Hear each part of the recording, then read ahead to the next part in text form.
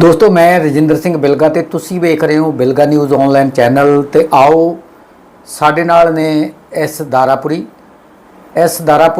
जी नाल पहले एपीसोड दे विच असी इन्हां दे पूरे जीवन ते इन्हां नूं सवाल कीते ते जानकारी इन्हां तो लई कि किवें इन्हां ने विद्या जिहड़ी आ वड्डी विद्या पढ़ के बड़े बड़े अहुदियां ते अफसर रहे, किमें जिंदगी सारी इन्हां ने निभाई उहदे बारे तुसीं साडे पहले एपीसोड नूं देखिया। ते हुण असीं अगले एपीसोड दे विच इन्हां तो जाणांगे कि इन्हां ने अपनी नौकरी दौरान वो किहड़े काम जिहड़े सी अगले नौकरी तो बाद सहेड़े। इन्हां ने दलित समाज दे विच जन्म लिया ते दलितां दीआं जिहड़ियां तंगियां तुरछियां नूं इन्हां ने देखिया जांचिया कि इन्हां ने रिटायरमेंट तो बाद उन्हां दे जिहड़े दुख आ उन्हां नूं दूर करन लई की कीता।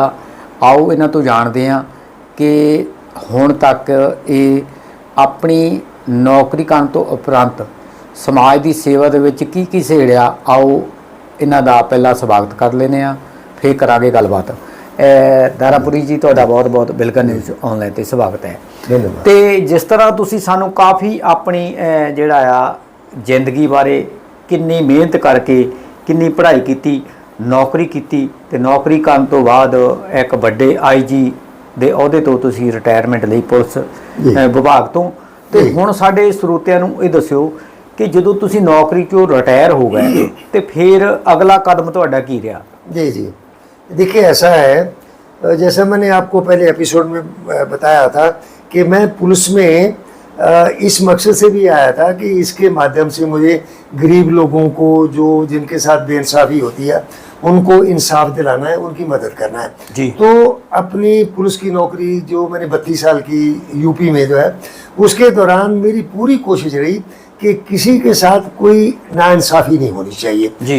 मैंने जहाँ पर मैं SP रहा, जहाँ दूसरी कैपेसिटी में रहा, वहाँ पर मैंने जहाँ तक संभव हो सका मैंने किसी बेकसूर आदमी को मैंने केस में नहीं फंसने दिया, और उल्टा अगर कुछ ऐसा हुआ है तो मैंने लोगों को कत्ल के केस में से भी निकाल दिया क्योंकि वो गलत था। तो वहाँ तो ये सब काम जो है मैं जन भलाई का कहिए, और दूसरा था कानून को लागू करना तो मेरी ड्यूटी थी, उसके माध्यम से मैं ये सब काम करता था। उसके साथ साथ मैंने अपना सामाजिक संपर्क जो है, जो समाज सेवा है, इसको भी मैं करता था। नौकरी के दौरान जब कभी अम्बेडकर जयंती होती थी या दूसरे अवसर होते थे तो मैं उन अम्बेडकर जयंती वगैरह में गांव में जाता था, और गांव में जाके मैं भाषण देता था, लोगों को बाबा साहब के मिशन के बारे में पढ़ाता था, और उनका हौसला बुलंद करता था कि आप लोग जो है कोई ज़्यादती मत सहिए, कोई अगर आपके साथ जुल्म होता है तो आप संगठित होकर जो है उसका मुकाबला करिए, और अगर आपको किसी प्रकार की मदद की ज़रूरत है तो आप मेरे पास आइए, मुझे बताइए, मैं आप लोगों की मदद करूँगा। ये काम तो नौकरी के साथ साथ समाज सेवा का काम, गाइड करने के बाद काम जो है ये मैं करता रहा। और 31 दिसंबर 2004 को मैं जो है 32 साल की IPS की सर्विस के बाद मैं रिटायर हुआ, और रिटायर होते ही 2004 में मैं पॉलिटिक्स में चला गया जी। क्योंकि इस नौकरी में रहते हुए हमने जो पॉलिटिकल पावर है उसको देखा कि उसकी क्या इम्पोर्टेंस है, और ये भी देखा कि जिन वर्गों का राजनीति में दखल नहीं होता या उनकी पकड़ नहीं होती वो वर्ग जो है वो निगलेक्ट हो जाते हैं, उनको पॉलिटिक्स के माध्यम से जो लाभ मिलना चाहिए वो नहीं मिल पाता है। तो वो तो मेरा नौकरी के दौरान का तजर्बा था कि पॉलिटिक्स कैसे होती है, जो नेता है बाहर क्या कहता है, अंदर क्या करता है, ये सब चीज़ें हमने देखी थी। तो मैं पॉलिटिक्स में आया, और 2004 में ही लोकसभा का चुनाव जो है वो मतलब हो रहा था, तो मैं इसमें कूदा, और 2004 में मैंने रिपब्लिकन पार्टी ऑफ इंडिया जी, इससे इससे जो है एक शाहबाद कंस्टिट्यूंसी थी जो कि लखीमपुर खीरी और हरदोई ज़िले का मिला के बनती थी, उससे मैंने RPI के टिकट पर चुनाव लड़ा। अब जैसा आप जानते हैं कि जो पार्लियामेंट का चुनाव होता है MP का, वो तो बहुत लंबा चौड़ा होता है, बहुत बड़ा क्षेत्र होता है, इतने सारे वोटर होते हैं, इतना कुछ होता है।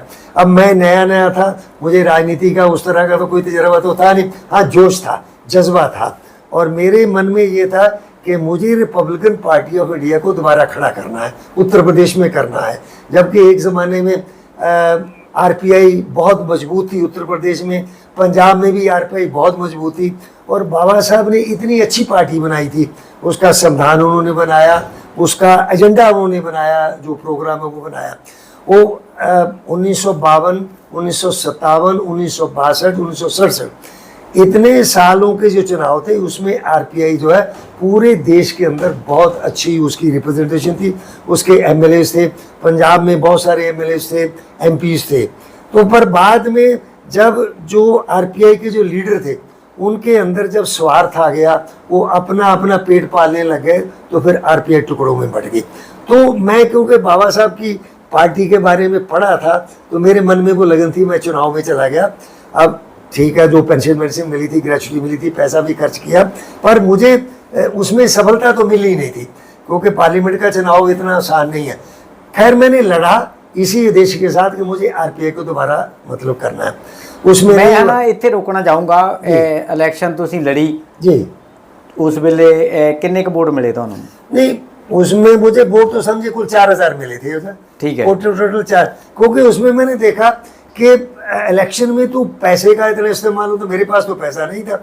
मैंने देखा वहाँ पैसा बांटा जा रहा, वहाँ शराब बांटी जा रही है, वहाँ खाना खिलाया जा रहा, महीना 2-2 महीने से मतलब जो है लंगर चल रहा है, शराब हो रही है और फिर पैसे बांटे जा रहे। मैं तो ऐसा कुछ कर नहीं सकता था, और ना मेरा ऐसा इरादा ही था। इलेक्शन जीतना मेरा कोई वो फर्स्ट प्रायोरिटी नहीं थी। राजनीति में दखल देना और राजनीति को सही करना, ये मेरा ऑब्जेक्टिव था। ठीक है, उस इलाके से एक बार फिर रोकना चाहूँगा जी। एक पासे ਜੇ ਦੇਖਿਆ ਜਾਵੇ ਤਾਂ ਉਸ ਵੇਲੇ ਬਸਪਾ ਜਿਹੜੀ ਸੀ ਉਹ ਬੜੇ ਸਿਖਰਾਂ ਤੇ ਸੀ ਯੂਪੀ ਦੇ ਵਿੱਚ ਤੁਸੀਂ ਨੌਕਰੀ ਕੀਤੀ ਔਰ ਬਸਪਾ ਉੱਥੇ ਵੱਡੀ ਪੱਧਰ ਤੇ ਜਿਹੜੀ ਆ ਪਾਰਟੀ ਵੱਡੀ ਬਣ ਕੇ ਉੱਪਰ ਸਰਕਾਰ ਵੀ ਰਹੀ ਤੁਸੀਂ ਆਰਪੀਆਈ ਨੂੰ ਹੀ ਕਿਉਂ ਚੁਣਿਆ ਬਸਪਾ ਨੂੰ ਉਸ ਵੇਲੇ क्यों नहीं चुनिया? देखिए ऐसा है कि ये बात सही है कि उत्तर प्रदेश में बसपा को 1993 में काफ़ी अच्छी सफलता मिली थी जी। हम लोग जब काशीराम की मूवमेंट चल रही थी जी, अब नौकरी में थे तो हम लोग डायरेक्टली तो कोई राजनीति कर नहीं सकते थे, ठीक है, परंतु इनडायरेक्टली हम लोग बहुत मदद करते थे। हम लोग गांव में जाते थे, बाबा साहब के मिशन के नाम से हम लोगों को जागरूक करते थे, और जिसका फायदा जो काशीराम थे उनको मतलब होता था। पर बाद में जब अच्छा मैं आपको ये भी बता दूं कि दलितों और बैकवर्ड जातियों को आपस में एक प्लेटफॉर्म पे लाने का काम हम लोगों ने पर्दे के पीछे किया था। मुलायम सिंह यादव और काशीराम को हाथ में लाने का काम हम लोगों ने पर्दे के पीछे किया था। हम लोगों ने ये समझाया था कि देखिए ऐसा है, जो ब्राह्मणवाद है वो सबका दुश्मन है, बैकवर्ड का भी दुश्मन है और इनका भी, आपका दलितों का भी दुश्मन है। आप लोग दोनों मिलके उस दुश्मन को हराइए, उसका करिए। खैर वो मिलके चुनाव लड़े, बसपा और समाजवादी पार्टी मिलके चुनाव लड़े और दोनों को अच्छी सफलता मिली और दोनों की सरकार बनी। पर सरकार बनने के बाद जो कुछ हुआ, जब तक मुलायम सिंह थे तो ठीक है, तब तक तो बसपा के 2 मंत्री थे, और दूसरा जो है बसपा के 2 थे, बाकी मुलायम सिंह यादव। पर वो जो मुलायम सिंह यादव तो ठीक है अपना काम करते कराते रहे, पर इस बीच में क्या हुआ, हम काशीराम के संपर्क में भी थे, क्योंकि मैं काशीराम को 1978 से जानता था, जब वो अपना उधर नौकरी वगैरह छोड़ के आए थे। तो यहाँ पर थे तो हमारी काशीराम से बराबर मुलाकात होती थी, हम उनसे डिस्कस करते थे, हम उनको बता रहे थे कि भाई आपकी पार्टी कैसे आगे बढ़े, आपकी सरकार से जनता का कैसे भला हो। हमने काशीराम जी को कहा कि आप एक दलित एजेंडा बनाइए, दलित एजेंडा बना के मुलायम सिंह को दीजिए कि आप इसको लागू करिए, लागू करेंगे तो आपकी पार्टी को फ़ायदा होगा, जनता को फ़ायदा। और दूसरा, आप जो प्रशासन में पद होते हैं, पोस्टें होती हैं, वहाँ पर ऐसे ऐसे आप करिए। तो उन्होंने खैर इस ओर ध्यान नहीं दिया। फिर क्या हुआ कि हमने ये देखा कि जो एक काम होना चाहिए था वो नहीं हो रहा। हम तो सरकारी नौकरी में थे, मतलब उस समय थे तो नहीं किया। तो फिर क्या हुआ कि जब हमने देखा कि बसपा की तरफ से नारा तो बाबा साहब के मिशन को पूरा करने का दिया जा रहा, पर वो मिशन क्या है वो नहीं बताया जा रहा, केवल राजनीतिक सत्ता चाहिए, राजनीतिक सत्ता चाहिए। हमारा ये कहना था कि आपको राजनीतिक सत्ता किसके लिए चाहिए, अगर आपको सत्ता मिल जाए तो आप क्या करेंगे। पर वो काशीराम जी ने कभी वो एजेंडा ही नहीं मतलब किया। एक बार काशीराम जी से मैंने कहा कि भाई जब और छोड़िए, जब इलेक्शन होता है तो हर एक राजनीतिक पार्टी जो है वो एक अपना मैनिफेस्टो जारी करती है, जिसमें वो कहती है कि अगर आप हमें वोट देंगे हम जीतेंगे तो हम ये करेंगे ये करेंगे ये करेंगे। बाद में कितना करती है वो अलग बात है, पर वो लोगों से एक वादा तो करती है ना कि हम आएंगे तो ये करेंगे। तो मैंने काशीराम ने कहा कि आप कभी ये मैनिफेस्टो क्यों नहीं लाते, आप क्यों नहीं वादा करते। तो काशीराम ने कहा कि ऐसा है कि हमने मैनिफेस्टो बना तो रखा है, पर हमने उसको दिल्ली में ताले में बंद करके रखा। मैंने कहा क्यों बंद करके रखा भाई। कहने लगे कि हमें इस बात का डर है कि अगर हम एजेंडे को आउट कर देंगे तो दूसरी पार्टियां उस एजेंडे को चुरा के लागू कर देंगी। मैंने कहा आपको तो खुश होना चाहिए भाई, आपके एजेंडे को दूसरी पार्टियां भी लागू कर रहे हैं, आपके समाज को फायदा होगा और आपकी पार्टी को है। पर उन्होंने कोई एजेंडा नहीं बनाया। तो जब हमने देखा कि उनका एजेंडा केवल राजनीतिक सत्ता पाने का है, हमें पॉलिटिकल पावर मिली है। अब पॉलिटिकल पावर आपको किसके लिए चाहिए? अब वोट हमारा, राज तुम्हारा नहीं चलेगा, बड़ी अच्छी बात है। अब राज आपका आ जाए, उस राज में आने पर आप करेंगे क्या, आप ये तो बताइए। अब वो कुछ उन्होंने कभी नहीं बताया। तो फिर जब क्या हुआ कि वो जब मुलायम सिंह यादव के साथ इनका हो गया, और उसके पीछे भी ठीक है मायावती जी वाला जो कांड हुआ वो अपनी जगह पे है, पर जो असली लड़ाई जो थी, काशीराम जी जल्दी से जल्दी राजनीतिक सत्ता लेना चाहते थे। अभी तक उनकी भागीदारी थी। उस राजनीतिक सत्ता पाने के लिए ज़रूरी था कि भाई मुलायम सिंह को गिराया जाए और दूसरी को पार्टी उनका सपोर्ट करे, और जो दूसरी पार्टी उनको सपोर्ट करी थी वो भाजपा थी, क्योंकि दोनों पार्टियों के बाद तीसरी बड़ी पार्टी भाजपा थी।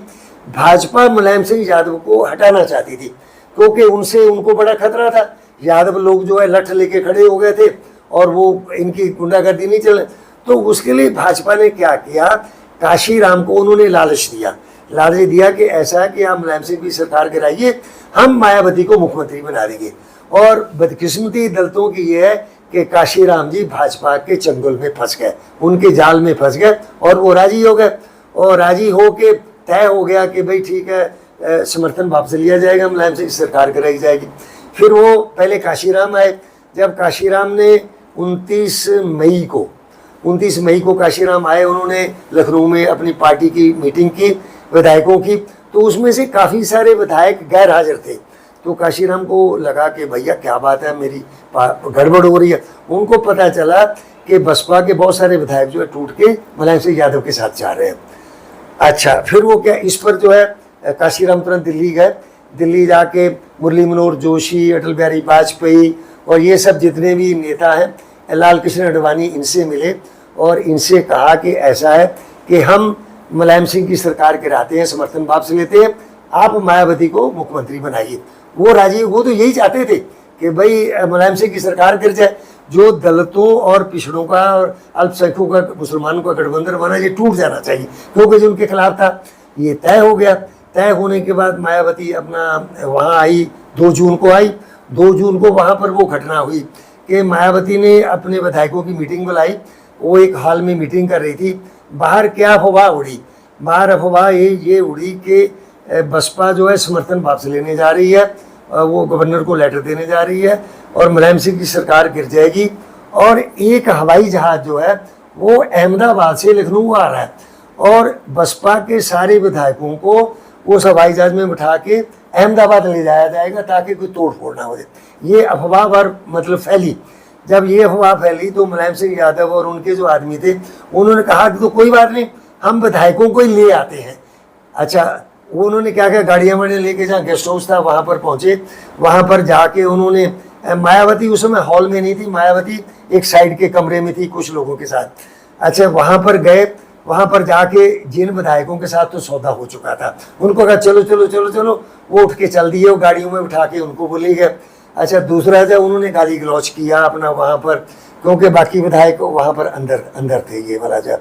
और उसके क्योंकि पहले ये सांठगांठ हो गई थी भाजपा की और बसपा की, काशीराम की सांठगांठ हो गई थी, तुरंत जो है फिर जाके मायावती ने गवर्नर को अपना वो लेटर दे दिया, वापस लेने का वो दे दिया और उसके बाद वो सरकार गिर गई। तो हमने ये देखा कि मैं बसपा की तरफ इसलिए नहीं गया कि जो नारे दिए जा रहे थे जब अच्छा उसके बाद जब सरकार बनी, सरकार बनने के बाद दलितों के लिए जो होना चाहिए था, जो योजनाएं बननी चाहिए थी, जैसे एक नारा इनका होता था, जो जमीन सरकारी है वो जमीन हमारी है। बड़ा अच्छा नारा था, आप जानते हैं, हमने पढ़ा होगा। बिल्कुल। पर जब सरकार बनी तब फिर वो भूमि बंटन नहीं हुआ, दलितों को जमीन नहीं दी गई। 95 में थोड़ी जमीन दी गई, जबकि उत्तर प्रदेश में इतनी जमीन थी उस समय, सीलिंग की, ग्राम समाज की, जिसको यहाँ शामलाट कहते हैं, कि हर एक दलित को छोटा छोटा पट्टा दिया जा सकता, परंतु वो नहीं दिया गया। और फिर जो है अधिकारी क्या ठीक है पोस्ट किए गए। अच्छा वो जमीन भी क्यों बांटी गई? जमीन इसलिए बांटी गई कि नई सरकार बनी थी, जो बसपा का काडर था उसका पार्टी के ऊपर बहुत दबाव था कि आप दलितों के लिए दलितों के लिए करिए, तो इसलिए वो जमीन बांटनी पड़ी और अधिकारियों की पोस्टिंग करनी पड़ी कि डीएम या एसपी अपना होगा। पर जो सरकार के तौर पे योजनाएं बना के दलितों को मदद करनी चाहिए थी वो नहीं की गई। वो ठीक है, भाजपा के साथ भाई जिसको आप नागनाथ कहते थे, आप कहते थे जिससे दुश्मनी उससे दोस्ती नहीं, और जिससे दोस्ती है उससे कभी दुश्मनी नहीं। काशीराम यही तो कहते थे, वोट हमारा राज तुम्हारा नहीं चलेगा, नहीं चलेगा, बड़ी। परंतु आप कांग्रेस को कहते थे सांपनाथ और भाजपा को कहते थे नागनाथ। पर मायावती को मुख्यमंत्री बनाने के लिए आपने उस नाग को अपने गले में डाल लिया। वो नाग जो आपके साथ आया था वो आपके लिए नहीं आया था, वो अपने को बचाने के लिए आया था, जो मुलायम सिंह यादव से उसको खतरा था। आपने सबसे बड़ा असूल अपना वो तोड़ा कि आपने नाग को अपने गले में डाला। और मैं आपको बताऊं उस समय बीजेपी बहुत कमजोर हो रही थी। काशीराम अगर ये गठबंधन नहीं करते और जल्दबाजी में मायावती को मुख्यमंत्री नहीं बनाते तो आज भाजपा जो इतनी मजबूत दिखाई दे रही है वो कभी नहीं होता। भाजपा केवल उत्तर प्रदेश से मजबूत हुई बसपा के साथ गठबंधन करने के बाद। फिर आपने एक बार गठबंधन नहीं किया, आपने 3 बार गठबंधन किया। कभी वो भाजपा वाले सरकार में शामिल हुए, कभी नहीं हुए। तो जो बाबा साहब के मिशन की बात करके आप जो सत्ता में आए थे, मुख्यमंत्री बनी मायावती, 4 बार मुख्यमंत्री बनी, उस मिशन के लिए तो आपने क्या किया? आपने जमीन नहीं बांटी, आपने दलितों का इकोनॉमिक एम्पावरमेंट वो आपने नहीं किया। आपने एजुकेशन के लिए क्या किया? आपने कोई नए स्कूल कॉलेज नहीं खोले, आपने कोई हॉस्टल नहीं बनाए। अच्छा आपने इनके रोजगार के लिए कोई योजना नहीं चलाई। जो नॉर्मल योजनाएं चलती थी, जैसे इंदिरा आवास होता था, इंदिरा आवास के लिए सेंट्रल गवर्नमेंट से पैसा आता है, आप भी वही करती रही। और आपने अलग क्या किया? जो सरकारें पहले करती थी वही आपने किया। तो फिर आप में उनमें अंतर क्या हुआ? तो एक इसमें तो ये सब जो बातें थी, क्योंकि हम उस लेवल से देख रहे थे, काशीराम को भी हम जान रहे थे, काशीराम से हमारी मेल मुलाकात थी, बस इन सब को देखते हुए मैं बसपा के साथ नहीं जुड़ पाया। मैं बसपा का विरोधी नहीं हुआ, परंतु मैं बसपा का आलोचक रहा हूँ और आज भी मैं आलोचक हूँ। इसलिए मैंने आरपीआई को बनाया, क्योंकि मैं उत्तर प्रदेश में आरपीआई को दोबारा खड़ी करना चाहता था। AC Bilga news online channel, साडे इस चैनल ਨੂੰ ਵੱਧ ਤੋਂ ਵੱਧ ਸਬਸਕ੍ਰਾਈਬ ਕਰੋ ਤਾਂ ਕਿ ਸਾਡੀਆਂ ਵੀਡੀਓਜ਼ ਦਾ ਨੋਟੀਫਿਕੇਸ਼ਨ ਤੁਹਾਡੇ ਤੱਕ ਲਗਾਤਾਰ ਪਹੁੰਚਦਾ ਰਹੇ। ਧੰਨਵਾਦ।